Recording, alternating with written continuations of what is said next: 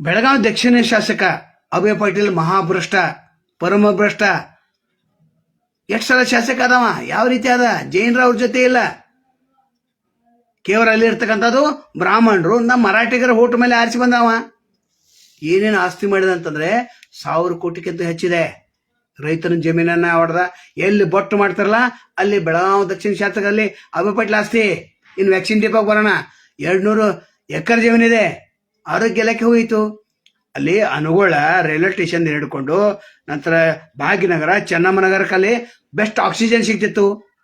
ಅದು ಈಗ ಏನ್ ಮಾಡತ್ತಾನಂದ್ರೆ, ಅಲ್ಲಿ ಯಡಿಯೂರಪ್ಪ ಬಂದ ನಂತರ ಗ್ಲಾಸ್ ಹೌಸ್, ಅಲ್ಲಿ ಗ್ಲಾಸ್ ಹೌಸ್ ಹಿಂದೆ ಒಂದು ದೊಡ್ಡ ಬಿಲ್ಡಿಂಗ್, ಅದ್ರ ಹಿಂದೆ ಒಂದು ಗಾರ್ಡನ್, ಅದ್ರ ಹಿಂದೆ ವಯಸ್ಕರಿಗೆ ಎಂಟರ್ಟೈನ್ಮೆಂಟ್ ಅಂತ. ಅಂದ್ರ ಇಲ್ಲಿ ದುಡ್ಡು ಹೊಡೆಯುವಂತ ಪ್ಲಾನಿಂಗ್ ಇದೆ. ಜನರ ಆರೋಗ್ಯ ದೃಷ್ಟಿಯಿಂದ ಅಲ್ಲ. ಈ MLA ಹೆಂಗಿದಾನ, ಸಾರ್ವಜನಿಕರ ಜೊತೆ ನಾವು ಒಳ್ಳೇದಿದೆ ಅಂತ ತೋರಿಸೋದು, ನಾವು ನಿಮ್ಮ ಪರವಾಗಿದೆ ಅಂತ ತೋರಿಸೋದು, ದುಡ್ಡು ಹೊಡೆಯೋದು. ಮತ್ತು ಮಾಲಿನಿ ಅಪಾರ್ಟ್ಮೆಂಟ್ ಪ್ಲಾಜಾ ಅದ್ಯಾರ್ದು, ಅಭಯ ಪಾಟೀಲ್ದ. ಅನುಗೋಳ 4 ಇರೋದು. ನಂತರ ಇನ್ನೂ ಸಾಕಷ್ಟಿದೆ. ಹರಿಮಂದಿರ ಜೊತೆ ಅಲ್ಲೊಂದಿದೆ, ಭಾಗ್ಯನಗರದಲ್ಲಿ. ಅಂದ್ರೆ ಎಲ್ಲೆಲ್ಲಿ ಆಸ್ತಿ ಇದಾವೆ ಇದು ಹೇಳ್ಕೋತ್ಕೋತ್ರ ದೊಡ್ಡ ಪುರಾಣ ಆಗಿದೆ. ಮಾಲಿನಿ ಸಿಟಿ ಯಾರ್ದು, ಅಭಯ ಪಾಟೀಲ. ಮತ್ತು ಮಚ್ಚೆ ಜಾಗದಲ್ಲಿ ರೈತರ ಜನವಿಂತ ಇದ್ಕೊಂಡದ್ದು ಅಲ್ಲೇ.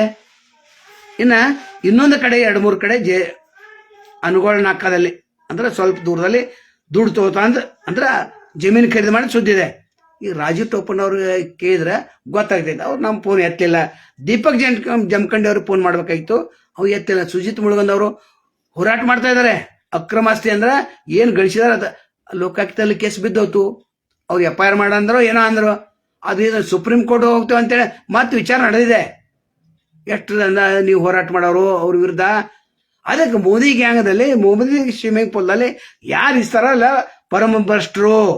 ನರೇಂದ್ರ ಮೋದಿ ಅವ್ರಿಗೆ ಕೇಳ್ತಾರೆ, ನೀವು ಎಷ್ಟು ಪರಮ ಭ್ರಷ್ಟರನ್ನು ಇಟ್ಕೊಂಡು ಸರ್ಕಾರವನ್ನು ನಡೆಸ್ತಾ ಇದ್ದಾರೆ ನೀವು? ನಿಮ್ ಹಿಂದೆ ಯಾರ್ಯಾರಿದ್ದಾರೆ? ಗರೀಬ್ ಖಾನ BJPದಲ್ಲಿದ್ದಾರೆ, ಕಾಂಗ್ರೆಸ್ ಅಲ್ಲಿದ್ದಾರೆ. ಶ್ರೀಮಂತರು ಎಲ್ಲ ಮೋದಿ ಇದರಲ್ಲಿದ್ದಾರೆ. ಅದಕ್ಕೆ ಪ್ರಭಾಕರ್ ಕೋರ್ಯಾನು BJP ಬಿಡ್ಲಿಕ್ಕೆ ಸಾಧ್ಯ ಇಲ್ಲ. BJP ಬಿಟ್ರೆ ರೇಡನೇ ಅವ್ರದ್ದು. ಯಾರ್ಯಾರು ಕೋಟಿ ದುಡ್ಡು ಮಾಡಿದಾರಲ್ಲ ಇವರೆಲ್ಲ ಮೋದಿ ಪರವಾಗಿನೇ ಇರೋರು. ಈ BJP ಅಂದ್ರೆ ಶ್ರೀಮಂತರ ಪಕ್ಷ.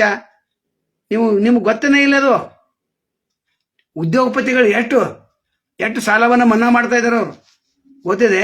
ಹಿಂಗಾಗಿ ಅಭಯ ಪಾಟೀಲಿಂದಾನೆ ಈತ ಪರಮ ಭ್ರಷ್ಟ ಅಂತ. ಜಾಗ ಎಲ್ಲೆಲ್ಲಿ ಕಾಂತಿತ್ತು ಎಲ್ಲ ಅಭಯ ಪಾಟೀಲ್ದು. ಸಂಜಯ್ ಪಾಟೀಲ್ ಮತ್ತೆ ಏನೂ ಮಾಡಿಲ್ಲ. 3-4 ಸಲ ಶಾಸಕ. ನಿಮ್ಗೆ ಗೊತ್ತಿದೆ ಯಾವುದು ಕೌಕಟ್ಟದಲ್ಲಿ ಎಷ್ಟೆಷ್ಟು ವರ್ಷ ಏನೇನು ವಸೂಲಿ ಮಾಡಿದ್ರು. ನಂತರ ಜಾರಕಿಹೊಳಿ ಅವರು ಅಲ್ಲಿ ಭಾಗವಹಿಸಿದ್ರು. 1-2 ಕೇಸಲ್ಲಿ ಏನೋ ಗೆದ್ದಿದಾರಂತ. ಅವು ಯಾರಿಗೆ ಕೊಟ್ಟರು ಗೊತ್ತಿಲ್ಲ. 80 ಸ್ಟಾಲ್ಗಳಲ್ಲಿ. ಇಲ್ಲಿ ಸ್ಟಾಲ್ ರಿಸಿಟ್ ಬೇರೆ ತೋರಿಸೋದು ಬೇರೆ, ಅಭಯ ಪಾಟೀಲ್ ಮಂದಿ ವಸೂಲಿ ಮಾಡೋದು ಬೇರೆ. ಇಂಥ ಪರಮಭ್ರಷ್ಟರನ್ನ ನೀವು ಮತ್ತೆ ಆರಿಸ್ಕೊಡತ್ತಿಲ್ಲ ದಕ್ಷಿಣದವರು. ನೀವು ಯಾವ ಇತರಲ್ಲಿದ್ದಾರೆ, ನೀವು ಯಾವ ಗುಂಗಿಲಲ್ಲಿದ್ದಾರೆ ಅಂದ್ರೆ BJPದಲ್ಲಿರುವುದು ಕಮ್ಮಿ 50 to 60% ಪರಮ ಭ್ರಷ್ಟರು. ಮೋದಿ ಸ್ವಿಮ್ಮಿಂಗ್ ಪೂಲ್ದಲ್ಲಿ ಅಥವಾ ಅಮಿತ್ ಶಾ ಸ್ವಿಮ್ಮಿಂಗ್ ಪೂಲ್ದಲ್ಲಿ ಯಾರು ಈಸಾತಾರೆ ಅವರೆಲ್ಲ ಪರಮ ಭ್ರಷ್ಟರು. ಯಡಿಯೂರಪ್ಪ ಗ್ಲಾಸ್ ಹೌಸ್ ಮಾಡಿದ್ರೆ ಅದ್ರ ಲಾಭ ಯಾರು ಪಡೆಯತ್ತಾರ? ನಂತರ ಅಲ್ಲಿ ವಾಕಿಂಗ್ ಚಾಲೋ ಆಯ್ತು, ಪ್ಲಾಸ್ಟಿಕ್ ಒಯ್ಯಾಕ ಶುರು ಮಾಡ್ರು, ಎಲ್ಲ ಗದ್ಲು ಚಾಲೋ ಆಯ್ತು ಅಂತೇಳಿ ಅಲ್ಲಿ ಒರಿಜಿನಲ್ ಆಕ್ಸಿಜನ್ ಅಲ್ಲಿ ಸಿಗೋದು ಜನರಿಗೆ.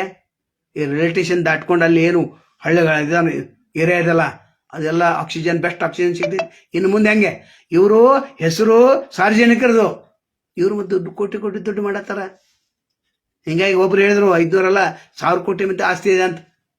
ಇನ್ನೊಂದು ವರದಲ್ಲಿ ಈತ ಎಷ್ಟು ಪರಮ ಭ್ರಷ್ಟ ಅನ್ನೋದು ಡಿಟೇಲ್ ಆಗಿ ಹೇಳ್ತೇವೆ. ಎಲ್ಲೆಲ್ಲಿ ಅಪಾರ್ಟ್ಮೆಂಟ್ ಕಟ್ಟಿಸಿದ, ಯಾರ್ಯಾರು ಅಪಾರ್ಟ್ಮೆಂಟ್. ನಂತರ ಒಂದು ಸ್ವಿಮ್ಮಿಂಗ್ ಪೂಲ್ನಲ್ಲಿ ಕೂಡ ಒಂದು ಸ್ಪೋರ್ಟ್ಸ್ ಕ್ಲಬ್ ಇದೆ. ಇದು ಎಲ್ಲವನ್ನ ಮುಂದಿನ ಸಂಚಿಕೆಯಲ್ಲಿ ಹೇಳ್ತೇವೆ. ನಮಸ್ಕಾರ.